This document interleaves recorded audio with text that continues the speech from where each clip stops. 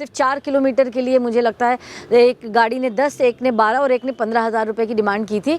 फिर लड़कियाँ जब गाड़ी चलाती हैं तो ज़्यादा पेशेंस के साथ चलाती हैं। आप मान के चलिए पर सर्विस पे 10+ ही आता है। क्योंकि मैं ये गाड़ी खुद ड्राइव करती हूँ इसलिए इसका जो मुझे कमी खलती है पर्सनली, इसमें जो फीचर्स हैं वो मैं आपको बताती हूँ। ये भीड़ को इससे भी हटाया जा सकता है। आज मेरे पास में है टाटा मैजिक एक्सप्रेस एम्बुलेंस। जी हाँ दोस्तों, आज मैं इसके बारे में डिटेल में बात करूंगा, लेकिन इस एम्बुलेंस के बारे में बात तो करूंगा, लेकिन इसके साथ में जो इसके ड्राइवर हैं वो कुछ खास हैं, उनके बारे में मैं बताऊंगा। क्योंकि इस यहाँ पर एम्बुलेंस को चलाती हैं एक लेडी, मैं उनसे भी मिलवाऊंगा और उनसे भी सारी चीज़ें बात करूँगा कि कैसे एम्बुलेंस को चलाते वक्त क्या प्रॉब्लम फेस करनी पड़ती है, कितने लोगों को अभी तक इन्होंने अपनी सर्विस सर्व की है, सारी चीज़ें होने वाली हैं। तो आइए हम पहले मिलवाते हैं जो इस एम्बुलेंस को चलाती हैं। तो आज हमारे साथ में है वर्षा मैम, जो कि इस एम्बुलेंस को चलाती हैं। वर्षा मैम, आपका बहुत बहुत स्वागत है। थैंक यू सो मच, आपने हमारे लिए टाइम निकाला, हमारे चैनल के लिए और हमारे व्यूवर्स के लिए। तो आप मुझे ये बताइए कि ये प्लान कैसे किया आपने और ये कब से आपने शुरू किया है? ये सेकेंड वेव जब स्टार्ट हुआ था और अचानक से ही दिमाग में ऐसी प्लानिंग आई थी। कुछ घटनाएं ऐसी होती हैं जिनको देख करके आपको लगता है कि कुछ ऐसा करना चाहिए जो एग्जैक्टली उस समय की डिमांड थी, जो सेकेंड वेव की जो डिमांड थी। उस समय कुछ ऐसा हुआ भी, कुछ ऐसा घटित हुआ और अस्पतालों के बाहर चूँकि मेरा आना जाना लगातार लगा ही रहता है, तो उस समय मुझे लगा कि एक ऐसी सर्विस देना निःशुल्क रूप से, पूरी तरह से जो निःशुल्क हो, चाहे वो एम्बुलेंस की सेवा हो या शव वाहन हो, ये सेवा बहुत ज़रूरी थी।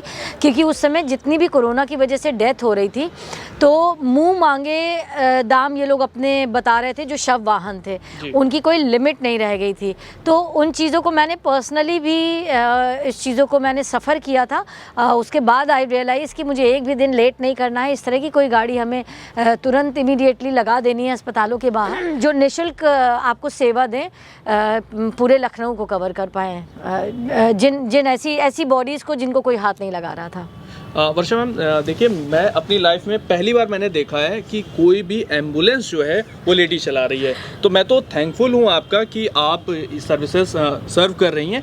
लेकिन आप मुझे ये बताइए कि जब ये आपने क्या अपने साथ में, अपने यार दोस्त में क्या ऐसा कुछ फील किया था कि ये प्रॉब्लम आ रही है तब आप ऐसे ही आई, या फिर दूर से जब लोगों का जो माहौल था, जिस तरह से लखनऊ और लखनऊ के बाहर भी, लेकिन हम लखनऊ की बात करते हैं क्योंकि आप लखनऊ में अभी सर्विस दे रही और अभी आपने ऑल ओवर यूपी लेकिन शुरुआत लखनऊ से हुई है। हाँ। तो क्या ऐसा कुछ इंसिडेंट हुआ था या फिर लोगों को देख के आपके दिमाग में ये आइडिया आया कि ये करना चाहिए? मैं आपको बताऊं, जब सेकेंड वेव थी तो मुझे लगता है कि कोई भी परिवार ऐसा नहीं छूटा होगा जिसके फैमिली में कोई कैजुअलिटी ना हुई हो।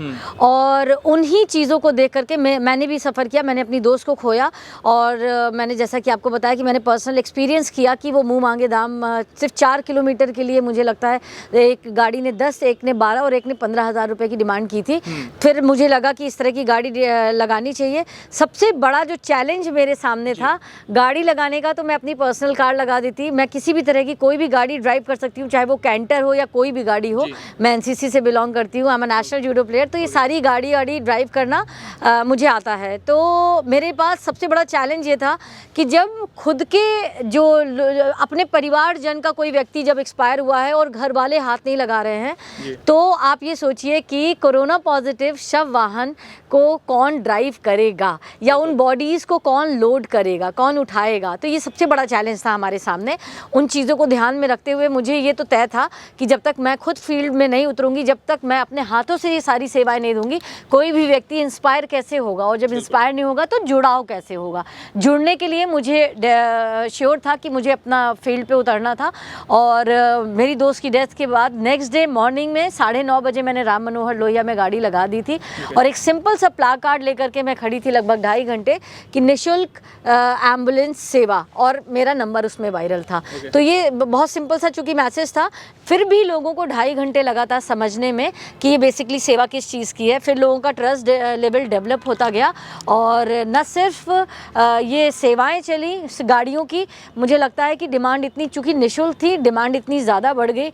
उस समय गवर्नमेंट बहुत कुछ कर रही थी, लेकिन बावजूद बावजूद उसका पब्लिक का साथ सपोर्ट उन्हें चाहिए था, किसी संस्था का सपोर्ट चाहिए था। तो वो हम जैसे कुछ लोग आए, सामने आए, और जब मैंने गाड़ी लगाई तो डिमांड इतनी ज़्यादा बढ़ी कि एक दिन, पहले दिन हमारी एक गाड़ी थी, फिर तीसरे दिन दूसरी गाड़ी हमें लगानी पड़ी। धीरे धीरे करते करते मुझे याद पड़ता है कि 7-8 दिन के अंदर मैंने 5 गाड़ियाँ लगा दी थी। ऑल ओवर यूपी इस समय गाड़ियाँ जा रही हैं और निरंतर जन सामान्य को इसकी सुविधाएं मिल रही हैं। इस तरह की कोई डिमांड आती है कि 3 गाड़ियाँ लगी हुई हैं, चौथी डिमांड आ गई है। वैसे तो 3 गाड़ियों में ही निपट जाती है चीज़ें, जब चौथी डिमांड आती है तो मैं खुद ड्राइव करती हूँ। सीतापुर, उन्नाव, बलिया, ये सब चीज़ें मैं खुद अब कवर कर चुकी हूँ, अकेले कवर कर लेती हूँ। सो मैम, एक चीज़ मैं आपसे पूछना चाहूँगा कि जैसे सोशल मीडिया पे और ऐसे भी लोग बहुत ज़्यादा ये कहते हैं कि एम्बुलेंस दिखे तो एम्बुलेंस को साइड दे दो, या ट्रैफिक में हो तो आप साइड में हो जाओ और एम्बुलेंस को जगह दे दो। क्या ऐसा रियलिटी में होता है? जब क्योंकि आप खुद चलाती हो और बहुत सारे लोग देख रहे होंगे, क्योंकि कुछ लोग तो बहुत अवेयर होते हैं, लेकिन कुछ लोगों को बहुत जल्दी होती है और वो एम्बुलेंस नहीं देखते हैं। कई सारे वीडियोस आते रहते हैं, लोग हेल्प कर रहे होते हैं एम्बुलेंस की। आपके साथ में ऐसा कुछ होता है कि आप चला रहे हो लेकिन किसी को बहुत ज़्यादा जल्दी है और आपसे भी, मतलब एम्बुलेंस के आगे वो आ रहा है और जल्दी, इस तरह से क्या होता है? देखिए, ये आपका कहना बिल्कुल गलत है कि लोग देखते नहीं हैं। हाँ। देखते हैं ये इंडिया है। यहाँ देखते हैं, लेकिन देखने से ज़्यादा उनका जो दिमाग में होता है वो होता है इग्नोर करना। तो देखते तो हैं लेकिन इग्नोर करते हैं। कुछ मुझे लगता है कि 10% लोग ही ऐसे होते हैं जो बिल्कुल अवेयर होते हैं कि नहीं, अगर एम्बुलेंस का सायरन भी सुन लिया है तो वहीं से वो किनारे हो जाते हैं। वो एम्बुलेंस का आने का वेट नहीं करते हैं या किसी चीज़ का वेट नहीं करते हैं मात्र। लेकिन इनकी संख्या सिर्फ 10% की है। 10% के अलावा जो 90% होते हैं वो या तो वेट करते हैं आप एम्बुलेंस आने का, या तो उसमें से 20% तो बिल्कुल ऐसे होते हैं कि वो बिल्कुल एम्बुलेंस के आगे भी ला करके खड़ी कर देंगे। एक बारी तो मैं बताऊं, मैं खुद ओल्ड लखनऊ में गाड़ी ड्राइव कर रही थी, मेडिकल कॉलेज से केस लेकर के मुझे जाना था, हरदोई साइड में जाना था, और ऑलमोस्ट हमारा खुद कब, सोचिए आप, एम्बुलेंस का एक्सीडेंट होते होते बचा, क्योंकि उनको, जनाब को इतनी जल्दी थी कि उन्होंने बिल्कुल हमारी गाड़ी को ऐसे लिटरली क्रॉस करते हुए निकल गए। तो उनके लिए कोई, जिनको नहीं ध्यान देना होता, उनके लिए सायरन, एम्बुलेंस या पेशेंट या किसी की जान से कोई मतलब नहीं होता है। अच्छा मैम, एक चीज़ और बताइए कि जिस तरह से, क्या कभी ऐसा होता है कि रेड लाइट पे रोक दिया है आगे की तरफ में एम्बुलेंस को? एम्बुलेंस को? हाँ। नहीं, मतलब मैं खुद नहीं रुकती हूँ। अगर अगर गाड़ी खाली जा रही है या पेशेंट को लेने जा रही है तो इमरजेंसी होती है, या पेशेंट को हमें डेस्टिनेशन पे किसी अस्पताल में पहुँचाना है तो इमरजेंसी होती है। अगर मान लीजिए मैं अपना केस करके वापस जा रही हूँ तो रेड लाइट को मैं खुद फॉलो करती हूँ पर्सनली। और अगर केस है, गाड़ी में है और उसकी भाई जान बचाना मेरी फर्स्ट प्रायोरिटी है, तो मैं खुद भी रेड लाइट पे नहीं रुकती हूँ। अच्छा, एक as a driver, as a lady, क्या चैलेंजेस हैं इस एम्बुलेंस को चलाने के? हाँ, एग्जैक्टली मैं आपको बताऊं, जब मैं एम्बुलेंस का जब पहला केस कर रही थी तो मुझे याद पड़ता है मैंने सहारा हॉस्पिटल से वो केस उठाया था और मुझे राम मनोहर लोहिया लेकर के जाना था। गांव का पूरा परिवार था उन लोगों का, और वहाँ ट्रीटमेंट किसी वजह से उनको शायद रेफ़र किया गया था, मुझे भी एग्जैक्टली नहीं याद है, लेकिन उनके अंदर वो मैंने भय देखा। जब तक मैंने एक राउंड लेकर के एम्बुलेंस को उस जगह पे लगाया जहाँ से मुझे पेशेंट को स्ट्रेचर से अपने अंदर इसमें रखना था, तब तक तो वो पेशेंटली देख रहे थे। फिर स्ट्रेचर मैंने बाहर निकाला, पेशेंट को शिफ्ट भी मैंने अपने हाथों से किया। जब तक मैंने अंदर उनको वापस डाल दिया, उसके बाद में जो एक बुजुर्ग महिला थी वो अंततः मुझसे पूछी बैठी, क्या मैडम आप ही चलाएंगी गाड़ी? तो मैंने कहा जी माता जी, मैं ही चलाऊंगी, आप मुझे बताइए कि कोई परेशानी है? तो उन्होंने अपने हस्बैंड को देखते हुए और जो उनके साथ और दोस्त मित्र थे उनको देखते हुए ये कहा कि ये मैडम चलाएंगी तो कहीं कुछ ऐसा ना हो जाए, मतलब एक कहीं, हाँ, एक डर, एक भय होता है। मतलब मुझे तो लगता है कि आप तो मेल पर्सन है, मेल पर्सन में तो ये बहुत आम बात है, बहुत कॉमन सी बात है। लड़की गाड़ी चला रही है तो थोड़ा साइड में हो लो, वरना वो तो किसी भी समय भिड़ा देगी, है ना। तो जब ये एक ही मेंटालिटी बन गई है। लेकिन मुझे लगता है कि, मतलब मुझे लगता है, maybe I am wrong, कि लड़कियां जब गाड़ी चलाती हैं तो ज़्यादा पेशेंस के साथ चलाती हैं, गालियाँ कम देती हैं कम देती हैं। और सबसे बड़ी बात जो है, जो मैंने पर्सनली जो रियलाइज़ किया, फ्रस्ट्रेशन के साथ गाड़ी नहीं चलाती हैं। मैं यहाँ पे कोई ऐसा मेल फीमेल का वो डिबेट नहीं कर रही हूँ, लेकिन मुझे ऐसा लगता है पर्सनली, मैं बताऊँ आपको, मैं कूल होके, काम होके गाड़ी चलाती हूँ। और फिर जब आपके पास एम्बुलेंस आप ड्राइव कर रहे हैं, आपके पास जिम्मेदारी है दूसरे कई परिवारों की, तो आप फ्रस्ट्रेशन में या जल्दबाजी में या गुस्सा होकर के गाड़ी नहीं चला सकते हैं। ये बहुत बड़ी जिम्मेदारी होती है, क्योंकि आप उस समय सिर्फ आप नहीं हैं गाड़ी में, मेरा परिवार नहीं सफ़र करेगा मेरी वजह से, बशर्ते कि वो परिवार भी जो अंदर बैठा हुआ है। तो हमने बात कर लिया कौन कौन से चैलेंजेस हैं, क्या क्या प्रॉब्लम्स आती हैं, कब शुरू किया। अब बात कर लेते हैं इस एम्बुलेंस के बारे में। तो इसके क्या मेंटेनेंस कैसा है, बहुत ज़्यादा है या कम है, कैसा मेंटेनेंस आता है, कितने रुपए में सर्विस हो जाती है? देखिए, कंपैरेटिवली जब आप किसी एम्बुलेंस की बात करते हैं, खासकर एक ऐसी एम्बुलेंस की बात करते हैं जो ग्रामीण इलाकों को ज़्यादा कवर करती है, लखनऊ से बाहर ज़्यादा कवर करती है, ऐसे तबके को कवर करती है जो गरीब है, तो डेफिनेटली आप ये समझिए कि कस्बा, गांव या इनको कहीं ऐसी बीहड़ जगहों पे जाना पड़ता है, तो इसका मेंटेनेंस में ऑब्वियसली कंपैरेटिवली ज़्यादा खर्चा आता है। पर उसमें आप मान के चलिए पर सर्विस पे 10+ ही आता है, इसलिए क्योंकि इसके जो पीछे आपने अभी देखा होगा, आपने अगर इस वीडियो को देखा होगा तो अंदर स्ट्रेचर रखा हुआ है। स्ट्रेचर का मेंटेनेंस अपने आप में है। इसका बाकी जो नीचे से जो चीज़ें गाड़ी चलते समय जो प्रॉब्लम्स आती हैं या टूल बॉक्स है उनमें प्रॉब्लम आती है, तो इस तरह की जो चीज़ें होती हैं वो कंपैरेटिव जो आपकी जो कंपैरिजन में जो बाकी गाड़ियाँ होती हैं उससे कहीं ज़्यादा इसका खर्चा होता है मेंटेनेंस के लिए। हाँ, क्योंकि हम ये कह सकते हैं कि इसमें सब तरह के रास्तों पे चलना होता है, जल्दबाजी भी करनी पड़ती है क्योंकि किसी की ज़िंदगी का सवाल होता है। नॉर्मली ऐसे हम अपनी कार चला रहे होते हैं, हमें बहुत पेशेंस के साथ में चलाना होता है, तो ये चीज़ें होती हैं। अच्छा, ये बताइए कि ये एक कॉम्पैक्ट एम्बुलेंस है, तो इसमें आपको लगता है कि कोई चीज़ इसकी कमी है, अगर टाटा ये कर दे तो बहुत बेहतर हो सकती है? बिल्कुल, मैं आपको बताऊं, चूँकि मैं ये गाड़ी खुद ड्राइव करती हूँ, इसलिए इसका जो मुझे कमी खलती है पर्सनली वो ये है कि जो स्मूथनेस होनी चाहिए, इंजन की स्मूथनेस, इस इंजन की स्मूथनेस, इसलिए क्योंकि हमारे ये गाड़ी में सिर्फ मैं नहीं बैठी हूँ, हमारे पीछे वाले बॉक्स में पेशेंट है।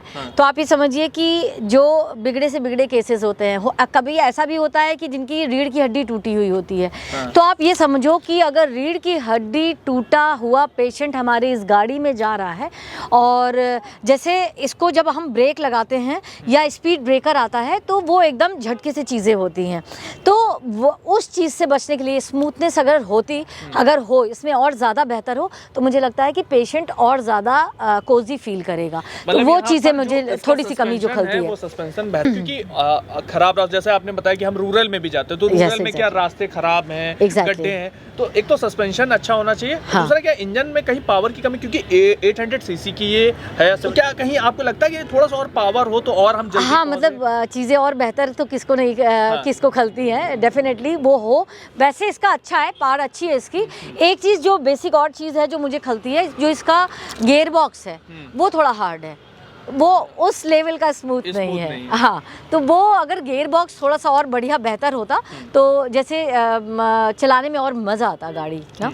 चलिए, तो अभी आप थोड़ा सा मुझे अंदर जो एम्बुलेंस का पोर्शन है वहाँ का थोड़ा सा टूर कराइए, ताकि हमारे व्यूअर को देखने, क्योंकि ये चीज़ मैं तो नहीं कहूँगा किसी को एम्बुलेंस की ज़रूरत पड़े, हालांकि ये बहुत ही ज़रूरी चीज़ है, क्योंकि पता नहीं किसको कब नीड हो जाए, और जो आप काम करें वो तो बहुत बेहतर है, लेकिन काफ़ी लोगों की तो ज़िंदगी बीत जाती है, कभी एम्बुलेंस पास तक नहीं जाते और एम्बुलेंस देखा नहीं है, और उसमें मैं भी शामिल हूँ कि कभी अंदर से नहीं देखा। तो हमें दिखाइए और हमारे व्यूअर को भी दिखाइए कि अंदर क्या क्या चीज़ें हैं। बिल्कुल, आपका स्वागत है, आइए इधर से। जैसा कि आप देख सकते हैं कि ये एम्बुलेंस है और इसमें जो फीचर्स हैं वो मैं आपको बताती हूँ। ये सेफ्टी के लिए हमारे पास सीज फायर है, भगवान ना करे कभी कोई इस तरह की प्रॉब्लम आ जाती है, आग लगेगी हाँ तो एग्जैक्टली, अगर कोई आग लग जाती है, कोई इस तरह से बात होती है, तो ये वर्क करता है। ये हमारा स्ट्रेचर है, इसका अपना वर्क है। इसको जब हम इसको प्रेस करते हैं, देखिए लिखा हुआ है यहाँ पे, और इसको प्रेस करके इसको वापस निकालते हैं, ये एडवांस वाला है। आपको अपने हाथों से इसे नहीं कैरी करना पड़ता है। हाथों से कैरी करना, आप ये मान के चलिए कोई पेशेंट 90 किलो का भी हो सकता है, कोई 50 किलो का, कोई 20 किलो का भी हो सकता है। तो जब हम पेशेंट को कैरी करते हैं तो आप चूँकि जगह ये कम है, तो पेशेंट को उठा करके रखना वेरी टफ। ये ऑटोमेटिक है, जब हम इसको निकालेंगे इसके दोनों पैर यहाँ पे ज़मीन पे आ जाते हैं, उसके बाद में हम इसको आराम से पुश करते हैं, फिर आगे वाले दोनों पैरों से वो वहाँ पे टिक जाता है, और हम आराम से किसी पेशेंट को इस पे किसी अस्पताल या किसी दूसरे स्ट्रेचर से इस स्ट्रेचर पे ला करके रख देते हैं। इसके बाद हमारे पेशेंट को कोई प्रॉब्लम ना हो, मान लीजिए किसी गड्ढे में गाड़ी जाती है तो कहीं गिर ना जाए, इसमें 4 बेल्ट दी हुई हैं। 4 बेल्ट से हम उनको कवर करते हैं। ठीक है, ये तो हो गया इसकी बात। आप इधर देख सकते हैं ये ऑक्सीजन सिलेंडर रखा हुआ है। ऑक्सीजन सिलेंडर, जिस भी पेशेंट को हमारे ऑक्सीजन की रास्ते में ज़रूरत पड़ती है तो हम ये ऑक्सीजन सिलेंडर उनको प्रोवाइड कराते हैं। ये प्रॉपर सारी चीज़ें होती हैं। एक हमारा अटेंडेंट या हमारा डॉक्टर उधर बैठ सकते हैं और यहाँ पे जो पेशेंट होते हैं उनके तीमारदार बैठते हैं यहाँ पे। ठीक है, तो ये सारी चीज़ें होती हैं। ये एक इसमें व्हील चेयर भी मैंने रख रखी है, ये पोर्टेबल है। इसको मैं निकालती हूँ और अगर किसी पेशेंट को बैठ करके इस पे हमें शिफ्ट करना है तो हम एक व्हील चेयर भी रखते हैं इसमें, ताकि हमें किसी पेशेंट के लिए कोई प्रॉब्लम ना हो। ये सारी चीज़ें हैं। किसी पेशेंट का कोई मान लीजिए फ्रैक्चर है और उनको नीचे पैरों के नीचे होते हैं कुछ पेशेंट जिनको पैरों के नीचे हमें, तो इस गद्दी का इस्तेमाल होता है। मतलब इसमें ये समझ लीजिए कि कोई भी चीज़ एक्स्ट्रा नहीं है, ऐसी नहीं है जो यूजलेस हो।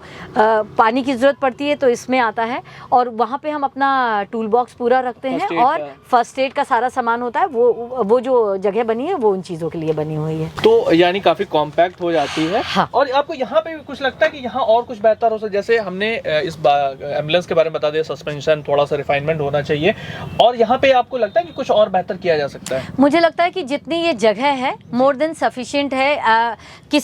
देखिए, आप बेहतर तो बहुत सारी चीज़ें कर सकते हैं, लेकिन उसके लिए स्पेस और सारी चीज़ों की ज़रूरत होती है। लेकिन मुझे लगता है कि टाटा ने बहुत दिमाग लगा करके एक छोटी जगह में बहुत सारी चीज़ें प्रोवाइड की हैं, तो मेरे हिसाब से सही है। जो बेसिक चीज़ें होनी चाहिए वो सारी चीज़ें हैं इसमें। आप ये देख सकते हैं, ये सायरन का काम करता है। अगर भीड़ नहीं हट रही है सामने से और मुझे इमरजेंसी है तो इस पे मैं अनाउंसमेंट करती हूँ इनफैक्ट, और भीड़ को इससे भी हटाया जा सकता है। प्लस ये सायरन ये है, ये हूटर है। आप ऊपर ब्लू कलर की लाइट देख सकते हैं, वो जब बजता है तो तब जाके थोड़ा सा पब्लिक एक कोशिश करती है कि मैं सामने से हट जाऊँ। ये डीजल में है, इसमें एसी नहीं है। एसी वाली अलग गाड़ियाँ आती हैं और इसमें एसी नहीं है। मैंने कुछ सोच समझ करके एसी वाली अवॉइड की थी गाड़ी। तो ये वर्षा मैम थी जो कि अपनी सर्विसेज या एम्बुलेंस चला रही हैं और इन्होंने पूरी चीज़ें बताई। और हमें लगता है कि जो भी एम्बुलेंस चला रहा है या इस तरह की सुविधा दे रहा है, उनको इस तरह की नंबर्स और बढ़ने चाहिए। मतलब वर्षा मैम जैसे लोगों को और बढ़ना चाहिए और सपोर्ट भी करना चाहिए। Varsha ma'am, thank you so much, आपने हमें टाइम दिया और वीडियो देखने के लिए आपका बहुत बहुत धन्यवाद। Thank you so much. Thank you.